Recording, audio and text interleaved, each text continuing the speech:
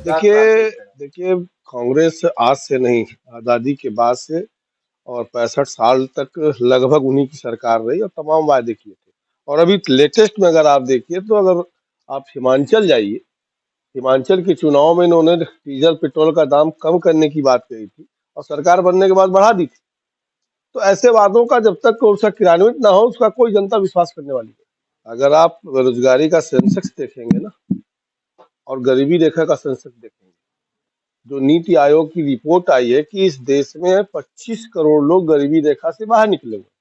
और जहां तक बेरोजगारी का सवाल है, अगर आप देखेंगे, अगर डाटा उठाकर देखेंगे तो जो भारत सरकार ने तमाम योजना चला करके, क्योंकि सरकारी नौकरी सबको दे पाना संभव नहीं है, लेकिन नौकरी का, रोजगार का अवसर दे पाना सरकार के पास संभव है।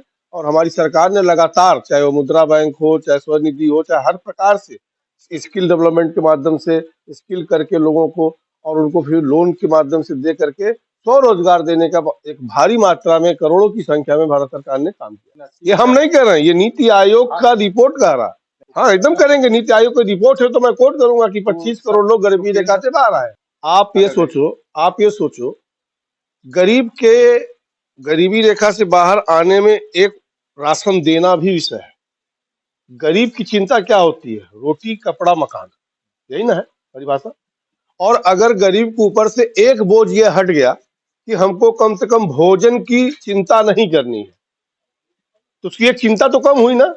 आप उसको इस अर्थ में मत निकालिए कि उनको हम इस वजह से दे रहे हैं, क्योंकि अगर गरीब का हमने गरीब के ऊपर से हमने 5 लाख का दवा का कार्ड दे दिया, तो अगर दवा में उसका साल में अगर 10, 20, 25, 30 हजार रुपये भी खर्चा होता था तो गरीब का बोझ ही तो कम हुआ।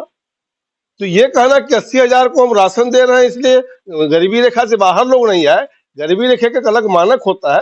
हम तो गरीबों को सहयोग कर रहे हैं, जैसे किसानों को हम किसान सम्मान निधि दे करके 6 हजार रुपये सहयोग कर रहे हैं, उसी प्रकार से गरीबों का दवा हम मुफ्त कर रहे हैं, गरीबों को हम खाने की व्यवस्था कर रहे हैं, ताकि इससे कहीं ना कहीं गरीब के ऊपर बोझ कम हो। अभी आप देखो, 10 साल की बात कौन कहे, जो प्रधानमंत्री जी ने तय किया था कि 1 साल के अंदर 10 लाख लोगों को नियुक्ति पत्र देना है। और हम लोग उस सारे कार्यक्रमों में पूरे देश में गए थे और 1 साल के भीतर लगभग 10 लाख नौकरी हम लोग अभी 1 साल के भीतर दी। हम 10 लाख के संख्या, पेपर लीक हुआ है उसको मैं स्वीकार करता हूँ, पेपर लीक हुआ है उसको मैं स्वीकार करता हूँ।